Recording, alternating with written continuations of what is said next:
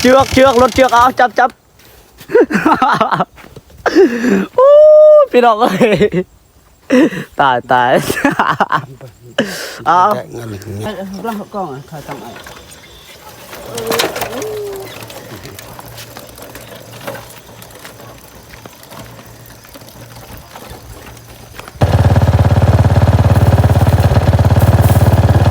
เด้มันเกาะเนอะ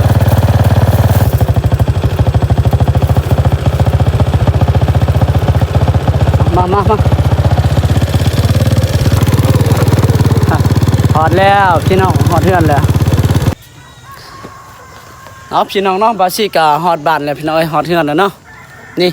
เฮ็ดนี่แม่เพิ่นเฮ็ดกินพี่น้องจักกันแน่สิอ่อนมั้ง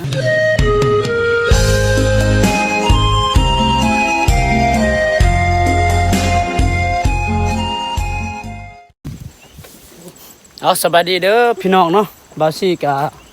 ปลูกมันแล้วพี่น้องนี่พอดีค่ำเนาะพอดี5 โมง 6 โมงนี่พี่น้องแล้วพี่น้องฝนตกแดดจนว่า ทรงเสือเปียกเลยตกแห้งพอสมควรอยู่บางอย่างพี่น้องนี่เดี๋ยวกับบาซิกาอันนี้เนาะอัปเดตให้พี่น้องได้เบิ่งเนาะนี่พี่น้องปลูกอันนี้เนาะที่จะหน่อยพี่น้องยันว่ามันตายเลยแหละพุ่นฮอดพุ่นเลยฮักก็ได้อันนี้ปลูกได้2 คุ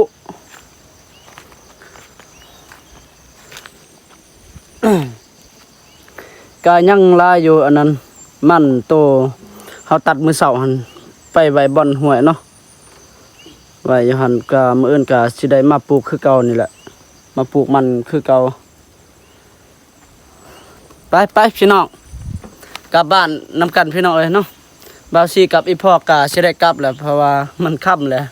เกือบบ่ทันพี่น้องเอ้ยเกือบสิอันนี้ปลูกบ่เบิดเลยเกือบแค่ได้อันนั้นพ่อมาแต่เสียหญ้าเนาะเรามาซอยบาวซีเด้อฝนตกเพิ่นก็หยุดเฮ็ดเวียกพี่น้องเพิ่นบ่ได้เฮ็ดเวียกก็เลยมาอันนี้มาซอยบาวซีปลูกมันนี่แหละมาพี่น้องเนาะมันนี่เมื่อชวนนี่ขี่รถพี่น้อยนี่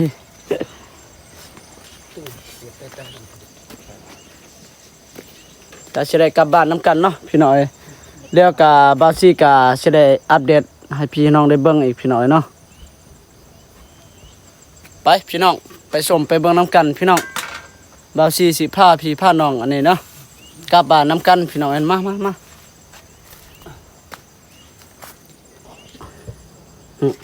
จับอันนั้น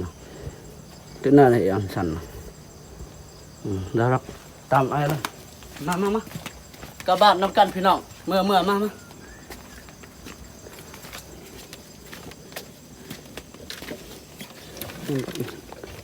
ประตูจะมาเจ้าถ่ายร่างกล้องถ่ายตามไอ้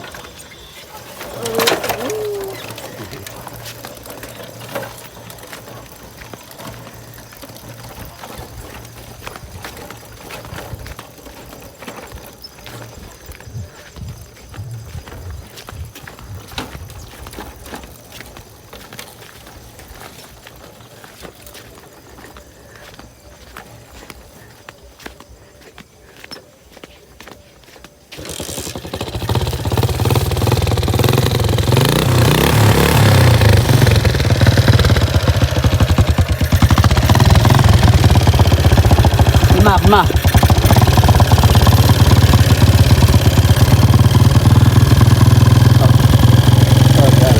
เยอะเหรอไปมาต่อเลยมาวัดกองโอ้ยเป็น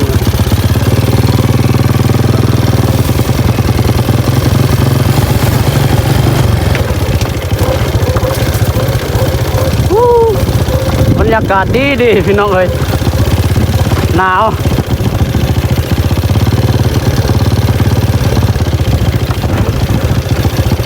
ฝนตกหนักสมควรบางอย่างเนี่ย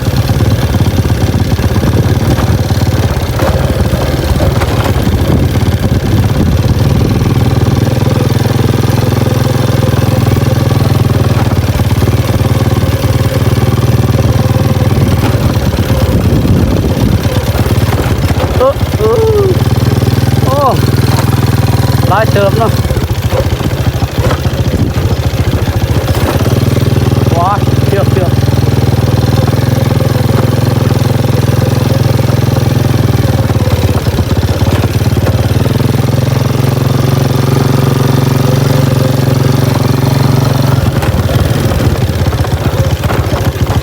ิดประตูเด้อพอเด้อเอา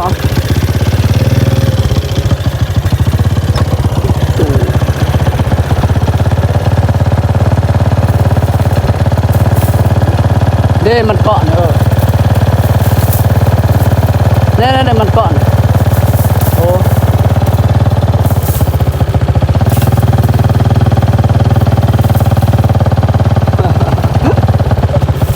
มันยากเนาะดึงเด้มันเกาะฮะมันเกาะอยู่เทิงฮะ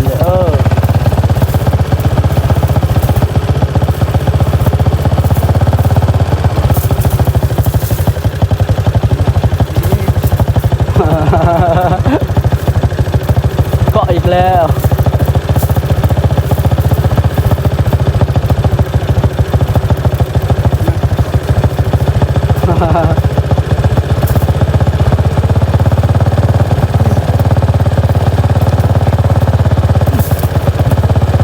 คอยดึงมันจังได้หรอ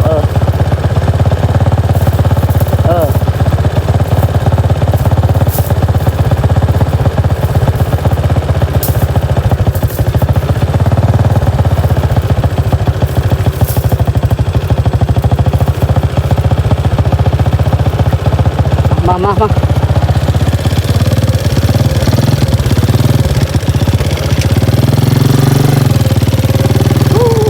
มันเจือกพี่น้อยว้าย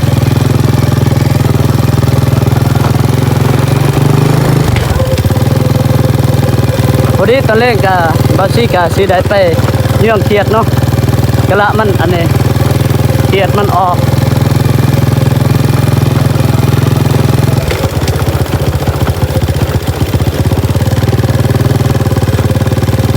ลุงดึงเมื่อหรือ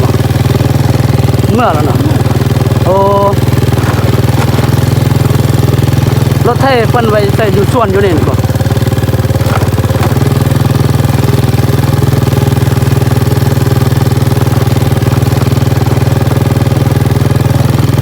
โอ้แม่นทางนั้นแม่น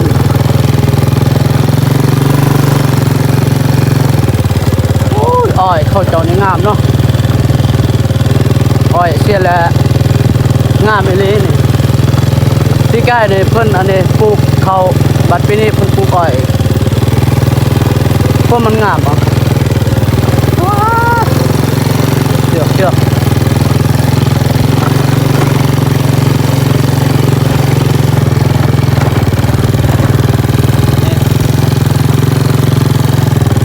นี่พอเนาะ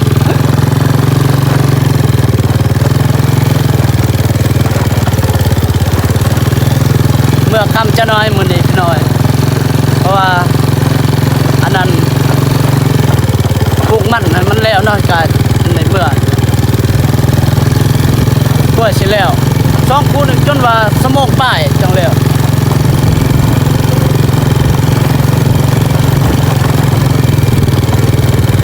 ตอนบ่ายแดดแห้งพี่น้องโอ้ยบ่ไหวก็เลยปลูกบาวชีปลูกตอน3-4 โมงนี่แหละโอ้มีควายอีกพี่น้อยมันเด้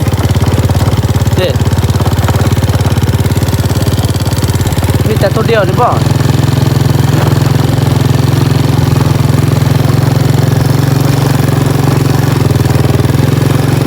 โอ้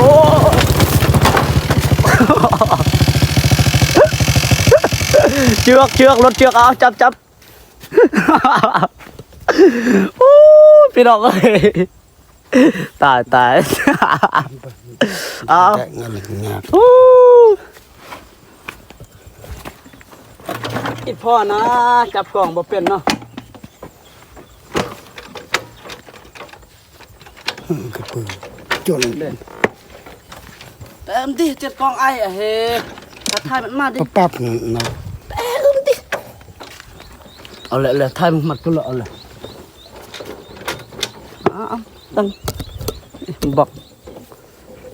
มันเจือกมายานี่พี่น้อยเซ็ตรถนี่ติดบ่ได้เลยเอาเลย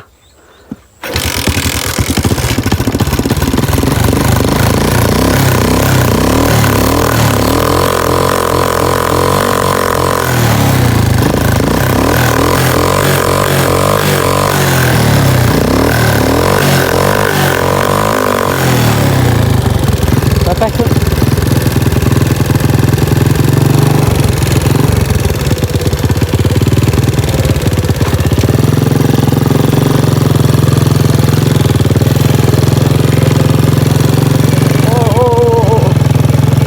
ตาย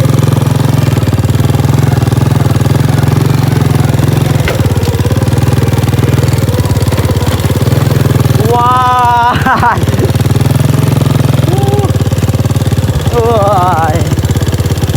วเอาละแบดบอลอยู่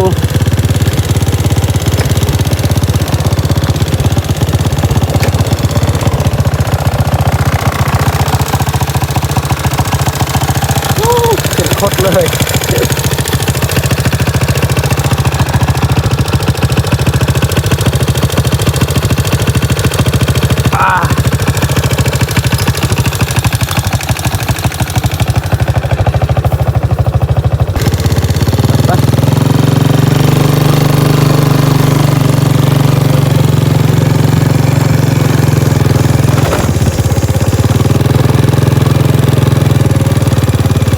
ถ้ารถล้มบางยาพี่น้อย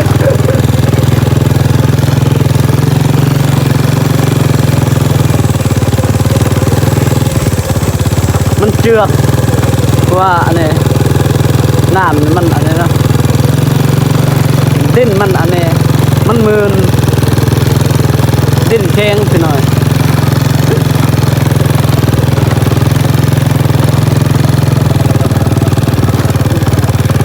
ฮะบ่มีเชือกบ่นี่ได้ยางรถอยู่นี่บ่รถนี่เมื่อก็ยังเมื่ออันนี้เมื่อแบบลำมันอีก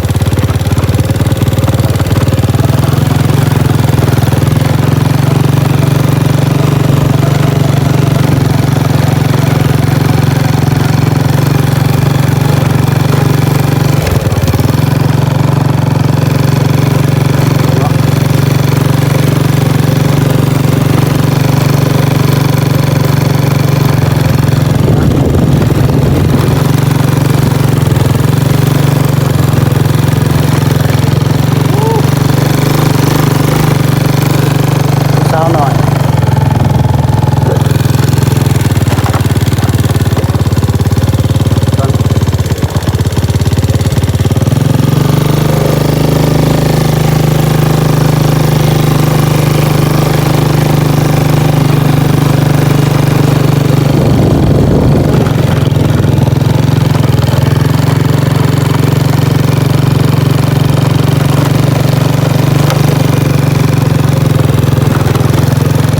ในคันว่าฝนตกที่นะ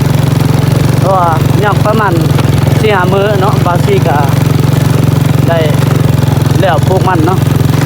ประมาณยัง4-5 มื้อนั่นแหละจังแล้ว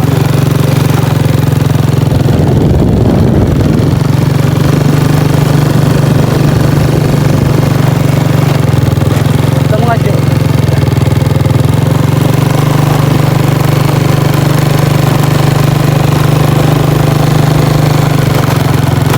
มันลดอย่างน้อยเดียวพี่น้องเลยบูว่าสิฮอดหรือบ่น้องเฮือน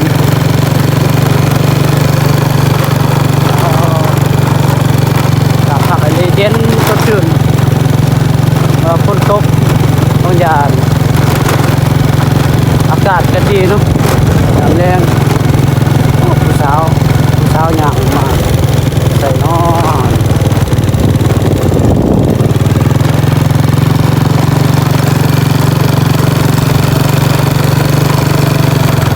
ต้องมาจืดนะบรรดา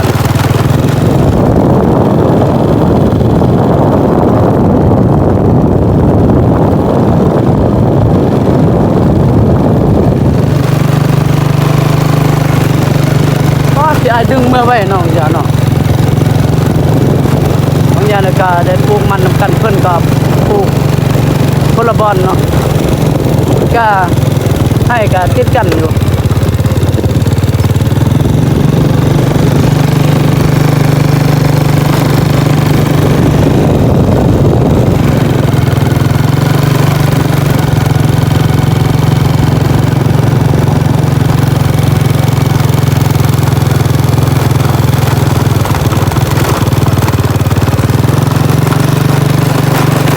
นอเดือนเด้พี่น้อย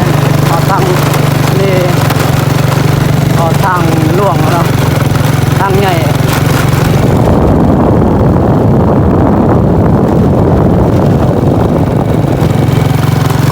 บรรยากาศก็ดีพี่น้อย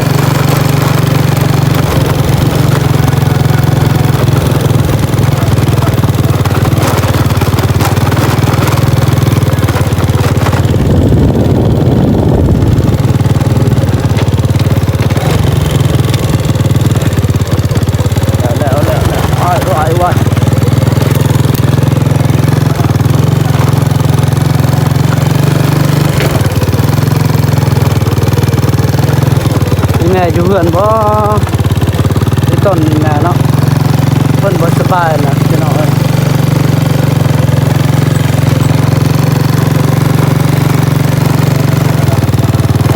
โอ้อยู่ฮะฮอดแล้วพี่น้องฮอดเพื่อนแล้วได้หยังกินนี่แม่ฮะ ครบ โอ้ นี่หนึ่งหันบ่ระเบียงพี่ใหญ่ บ่มีแล้วบ่มีแนวกินแล้ว อันนี้เปลี่ยนตกชนะ เอาพี่น้องเนาะบาซี่ก็ฮอดบ้านแล้วพี่น้องเอ้ยฮอดเฮือนแล้วเนาะนี่เฮ็ดนี่แม่เพิ่นเฮ็ดกินพี่น้อง จะกันแน่ที่อ่อนมั้ง โอ้ใส่โนนั่นบ่กระแต เราไปเรียนให้อีกเป็นนบ่ เป็นนกเกลือบ่มี เอว มันเบิดแล้วเด้อยู่สวนบ่มี โต ล่ะ กโตย จักได้เพราะว่าบ่มี เอ้ย บ่มีนะบ่เห็น อย่ามากเลยโตรอยแจกรมอ่าหน่อยเลยจะมาเหนือปะเนาะ นี่อาหารพวกข่อยน่ะแม่ ไงหันไง ฮอยกี้ฮอยกี้วันนี้ก็ได้ตากแดดประมาณเนาะ ขั่ว จนว่ามันแห้งแล้วก็อันนี้มาทอดเนาะเอาน้ำมันหมูนี่แหละมาทอดนี่ไฟก็บ่เปิดโอ้อีแม่นี่ นี่อย่าตึงอะไรดึงจับแทนเอ้ย ฮะ ป้าตึกเปิดเอ้จับบ่เอ้มัน เกลือบ่ กรมเตียงใส่ยิง โอเค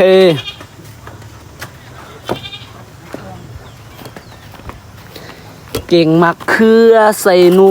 อันนี้กระแตพี่น้องเนาะนี่ถึกกับวันนี้อีพอเราใส่ตามทางตามเมื่อสวนนั่นแหละทางเมื่อสวนเอาขอบคุณเด้อครับพ่อแม่พี่น้องพังไทยเนาะและพี่น้องพังลาวที่เข้ามาติดตามซองบาซีขอบคุณหลายๆเด้อคลิปนี้กับบาซีก็ได้อัปเดตสำนีไปก่อนเนาะพี่น้องก็อย่าลืมกดติดตามเป็นกำลังใจให้บาซีนะเด้อพี่น้องเอ้ยบาซีก็สิได้อัปเดตให้พี่น้องทุกมื้อเนาะเอาคลิปนี้ก็บ๊ายบายพี่น้องเจอกันคลิปต่อไปพี่น้องเอ้ยเนาะ